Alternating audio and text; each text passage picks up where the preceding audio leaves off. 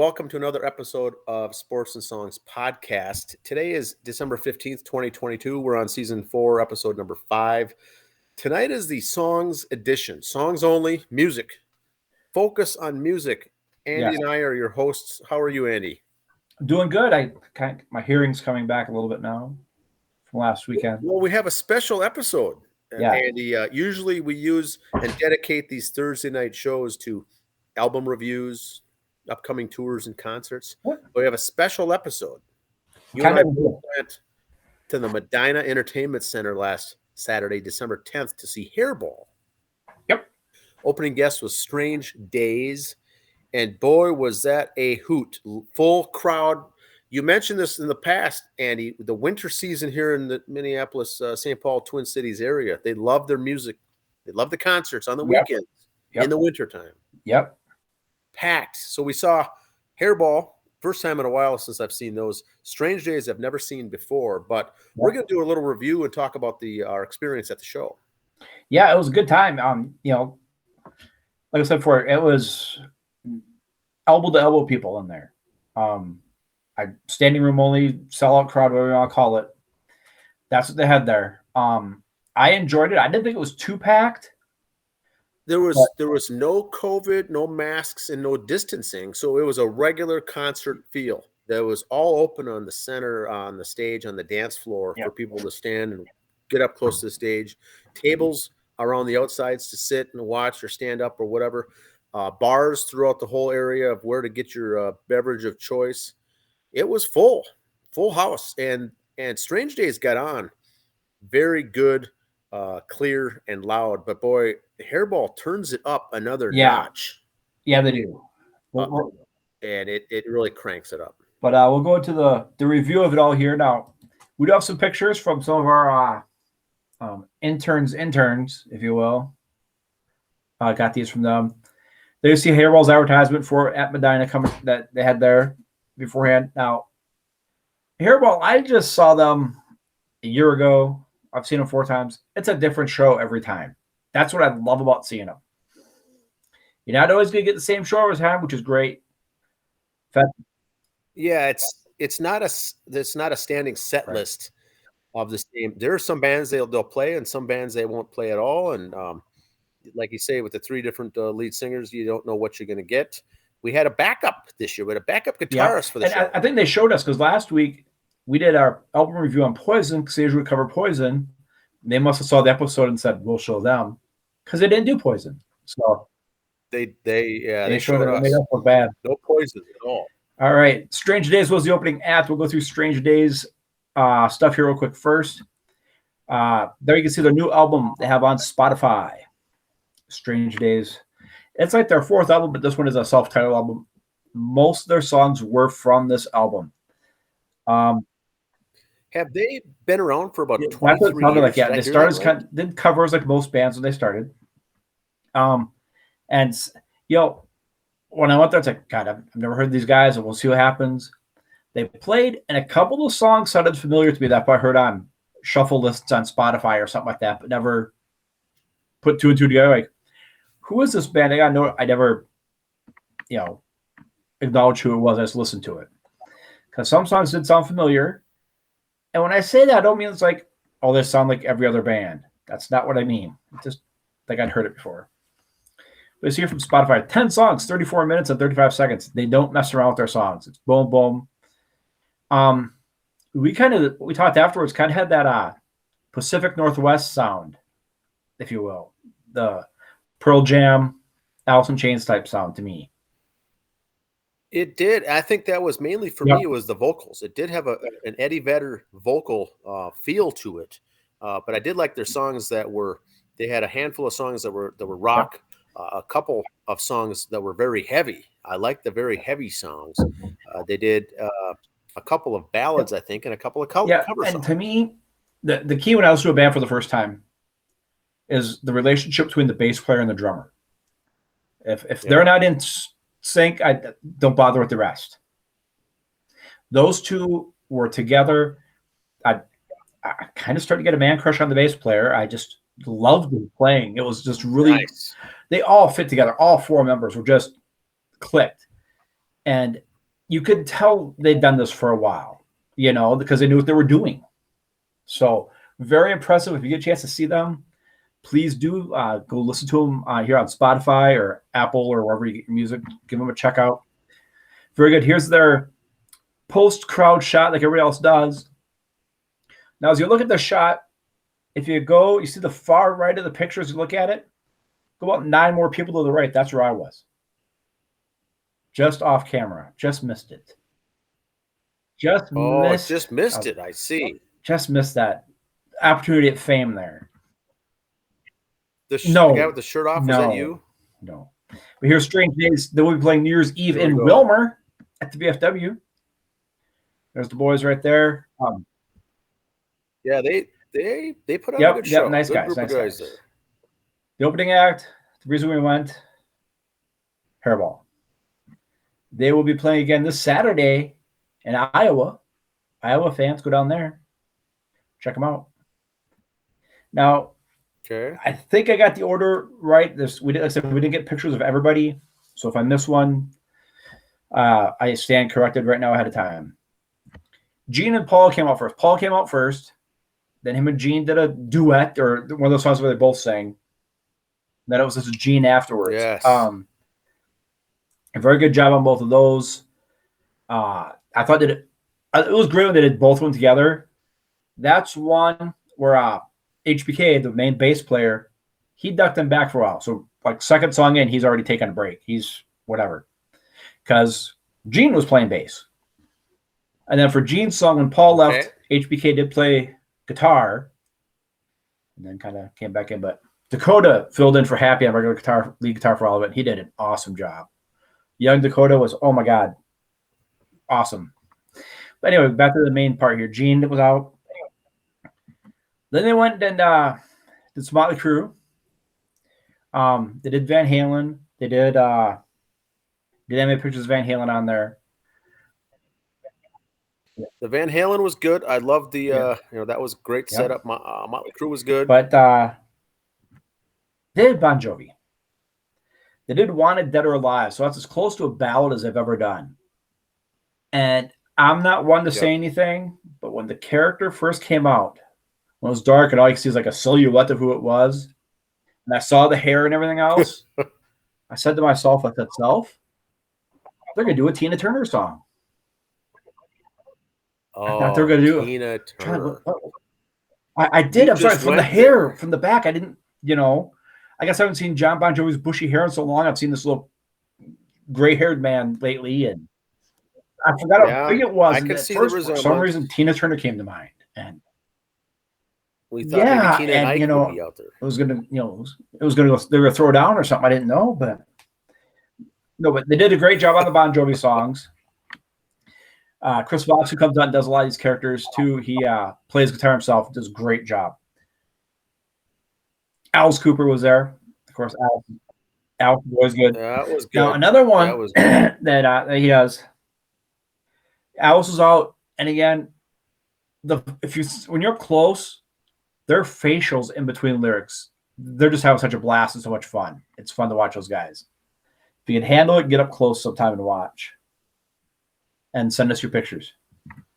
Of course, Twisted Sister was there. Yeah, a couple we didn't get pictures of here. Like I said, Van Halen. Yes. And something I'd never seen before either. They did Aerosmith. I'd never seen them do Aerosmith before. I wasn't expecting that. So I was neat to see Aerosmith. Right. But the one that almost kind of brought a tear to my eye, Judas Priest. That was the highlight to me of their show when they did Priest. Yes. I thought it was Rob. Well, he didn't have a kitty sweater on like he does now, but yeah. You look at Rob Halford's Instagram; he's always got cat sweaters on. Exactly. It's so cool to see Rob Halford in a cat sweater. Yes. You think you've seen everything until you see Rob. So Andy, for the listeners that are maybe thinking of going to see this that haven't, give them a little overview. It's basically they switched the bands, but it's 2 to 3 songs. Yeah, when they did Guns N' Roses too, they did Guns N' Roses only did 2 songs, but their songs are so long. And so the bass, the lead Yep. guitar, the bass, and the drummer stay in the same outfit. It's just the lead singer that comes out and they alternate. Three. There's three. Is They there two come or out. three guys? Alternate. Three guys. So they're getting prepared, getting the makeup on, the costume ready, and they rotate, right in and out. That's why they kind of do Paul and Gene right away because of the makeup. Yeah. Not saying they haven't pulled it off in the middle, but the few times I've seen them do Paul and Gene, they do it right away. Or they'll do Dee Snider right away because he's got a little makeup, but that's a couple swipes under the eyes and you're good. But yeah, they did that. After Priest, there's the boys there. There's HBK on the right as you look at it, and Dustin or Dakota, on the left, from Buffalo, New York. Then Ozzy came out and closed the show, or so we thought. Ozzy was awesome. But their encore is always AC/DC, and they just it is blow the place up with AC/DC. I think the Ozzy's really good. Mr. Crowley was oh my god, perfect. I mean, it just the way they do it is just so great. But getting back to when they do stuff, it's a couple three singers that do it. Some of the guys we didn't see, like I said, Queen, the issue we didn't see that. Didn't see Whitesnake, Quiet Riot, or Poison. Those are ones I've seen in the past. Oh, yes. They didn't do. I hear they've dabbled in Cinderella a little bit lately. But besides that, those are the four that I've seen that they didn't do.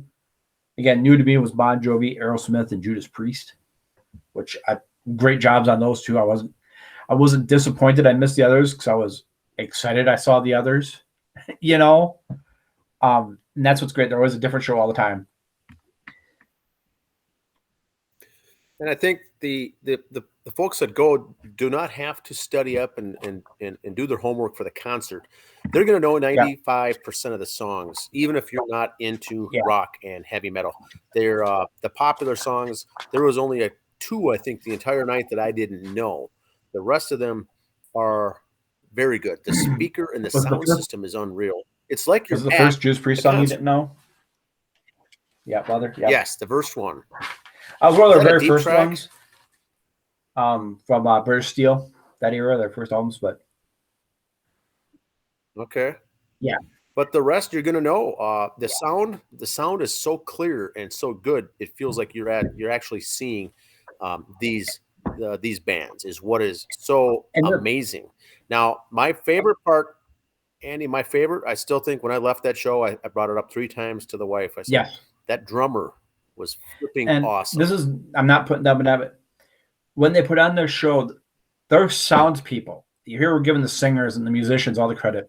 Their sound people get so much more credit too, because I didn't feel like I was at Medina. I felt that I was at like the Metrodome or some big stadium show watching it, the sound wise. It was so great. You just felt like you didn't feel like there was only however many was in the Medina, but that place was packed. But you felt like there was 40,000 people there. The energy they were putting out and feeding back and forth. It was just great. I think the total was between 1,800 and I lost 2,000 track of 36 in that place. I was counting and lost track of 36. But it is fun. My wife was there 10 minutes into the show. She looked at me and says, "We've got to come and see these guys." That's Bucaya one Saturday if not doing anything. Now anytime and doesn't matter where these guys show, to go and see them because the talent, the guitar work. I mentioned the drummer, but all the guys that are playing could be playing professionally. These are what, $35 tickets? They are. Yeah. $33 a piece. You can't beat that for the walk down memory lane, 2.5 hour show that felt like 15 minutes. No intermission. It goes straight through. And keep in mind, the people that come up to these and show up to these shows or many of them, maybe 15% of the fans are dressed up in gear, 80s gear, funny stuff, goofy stuff, actual things. A lot of rock brag and still fit into it. Those who brag can still fit into those cut T-shirts from high school. But now there's one thing here I want to mention. There's their end of the show pose, but if you blow it up and you look in the back corner there, Dan, there I am. Yeah. There I was there. There's proof. I was there. Yep. Yep, there you Obviously. see me. Yep, that's me. Totally. Well, that's great. I'm on their There. Facebook page. I'm world famous now. So what Andy and I did, we went to the show. Andy was down on the floor, 3 or 4 rows back. 3 rows back, maybe couple rows back. I was off at the table and chairs sitting farther away. We both got a different experience from the view, the sound, and the atmosphere. And it's a blast. It's just you feel like you are in high school, going to a rock concert is what it's like. But most people there, I think, were between the ages of 48 They're right in our wheelhouse. It was, that age. Some a little younger, some a little older. And the thing I didn't mention, Andy, and you can expand on this, is an indoor show for Hairball is completely different than an outdoor show that we saw. They're doing some outdoor pyrotech. It's like you're at a I've seen them outdoor twice. Actually, I saw them on Jackpot last year too. Some of the indoor ones are a little bigger space, so you could do some pyro, but outdoor stage show, it was incredible. So if you're from campus. Yeah, they had double screens in the back, video display screens of things going on. But there's no pyro for the show indoors. Very good show indoors, but the outdoor one is phenomenal to see them outdoors. They just, like I said, you feel like you're like in a huge stadium. It takes you back in time. You think that you're in the late 80s at a big rock. That's why you look at them all. They're doing a good job, enjoying themselves. There's me again. I just like showing myself on the internet there. I like that. Yeah. Hopefully the listeners can get a screenshot of that. Grab that. I'll leave it up there for a little bit for them right there. But good stuff. It certainly draws a crowd.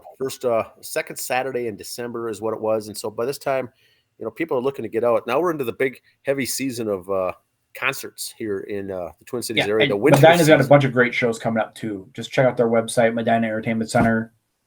All genres of music. Like I said, they got Firehouse and Bullet Boys coming up. They also got the Oak Ridge Boys coming up in March. They got Def Legend with Heartless coming up. Just a whole bunch of great bands coming. Older bands and tribute bands. So one person was with our group. Just let me say this again. The artwork for the Def Legend band coming up. She came to us from the bathroom. She goes, "Oh my God, Def Leppard's going to be here." I said, "You mean the same Def Leppard that just sold out US Bank Stadium?" "No, it's Def Legend, honey. Look again." So that's how great that band is. They even got some of these cover bands, awesome work, and those guys are from. They're going to be up here, and we're in contact with them to have them on the show too. So we're going to get an interview with these guys. One of the guys in the band, I believe, maybe the whole band, but they're coming in February? February, yeah. So sometime late in January, I have them on a couple weeks further up here. We'll promote the show and whatnot, but the logo, you have to do a double take when you see the logo. Yeah, I've seen some of their stuff on their social media pages for Def Legend. That's on that. They got it down. They know what they're doing. If you're from Texas and you're coming up here to Minnesota in February, God bless you. That's hardcore. And you got to be doing something right to be going national. Hairball goes national. I've seen them playing in Alaska and Ohio and Kansas and Montana and Wyoming. So they go around the country too. They don't just stay here in the Minnesota area. They're a national group as well. But Hairball. So I'm in Kansas. That was cool. The first time, second time I saw was in Kansas. That was pretty neat. We happened to be there. Okay. The shows in Minnesota when you're in your own backyard, it's just a little different. I can imagine. The crowd in Kansas, they got it. They knew it. Hey, they know these songs. But it just wasn't the same to me. It was like, no, it's Hairball, people. We'll start getting to it later in the show. But you can go to these tribute and cover bands that play all the music from the same band. And if you don't know the deep cuts and the deep tracks and all their stuff, you're going to fall off about halfway through the show and only know maybe 50%. Hairball does 2 or 3 songs, popular songs of 8 different bands or so. Yeah. You're going to know them all, and they do them all very, very good. It's as if they're actually performing it. So they don't put their own little twist on it and make an extra longer guitar solo or something. Some of the songs they may shorten them up, just get done with, go to the next song, boom, boom, boom. Like any other concert, you shorten down the album version of the song. Yeah. But yeah, them, and again, backtracking, Strange Daze did a great job. Hats off to those guys. Did you get any pics after the show? Like where'd I put it? Did I set it up here? Get any drumsticks or anything? No, I did have a broken guitar, a guitar neck. There we go. Chris Bach. You got it. They flicked it to you, or you found it on the floor. It was afterwards. They threw it, and of course I dropped it. But photographer Sherry put her foot on it, and I picked it up. Bunch of 50-year-old guys, trying to grab these. We don't bend so well anymore, and it is. It's a sight to behold. And there's a lot of young folks at these. I was surprised at how many 20-somethings were there. These things are hard to catch, man. Flip quarters back and forth. You can't catch a flip. No. See? You can't even throw them right. So anyway, it's a fun event. A great time we had. We'll tag it. We'll try to get some promotion for these guys and also for the upcoming bands. Strange Daze as well. Medina as well. We like to push. Great venue. Just love the venue that they've got there. Yeah, this is all free advertising. No one's got money in our pocket. You go to Robert's ahead of time. You stay at the hotel the inn next door to Medina Inn. Parking lot was full. It was just fun times. It was like walking out of high school again when you walked out of the concert, seeing everybody in the parking lot. And the whole post, COVID, it was nice to see everyone hanging out, no masks, no social distancing, and people pushing up to the stage 10 rows deep. I mean, it was but nicely pushing, because like I said, we're all in our 50s. We don't push that well anymore. No, and there was no mosh pitting. No, that wouldn't be a pretty sight. No. All right. Anything else, Andy? Not today. Like I said, our 2 concerts we just pushed. Strange Daze playing in Wilmer on New Year's Eve, and then this Saturday, Hairball in Iowa. If you can catch either one of these guys, New Year's Eve shows always good. Strange Daze, DAZE. DAZE. Check them out on Spotify. We'll tag them as well. Yep. All right. Thanks, guys. We'll see you next week. See ya.